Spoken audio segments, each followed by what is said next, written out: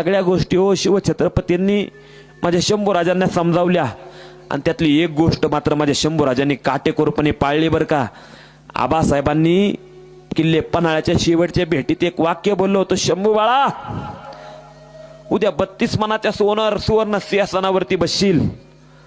बसताना फक्त प्रत्येकाचं बलिदान आठव आणि एक लक्षात ठेव, या गोरगरीब रयतेसाठी आम्ही स्वतःचा कधी विचार केला नाही, आम्ही स्वतःसाठी जगलो नाही, पण लेकरा उद्या माझ्यानंतर तू स्वराज्याचा छत्रपती होणार आहे,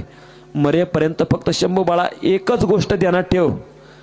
प्रसंगी ह्या गोरगरीब रयतेसाठी स्वतःच्या देहाचा नैवेद्य जरी करायला लागला ना तर लेकरा माग पुढं पण बघू नको रे।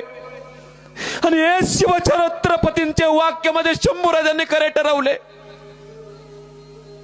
शरीराचे पार 40 दिवस तुकडे तुकडे झाले, स्वतःच्या देहाचा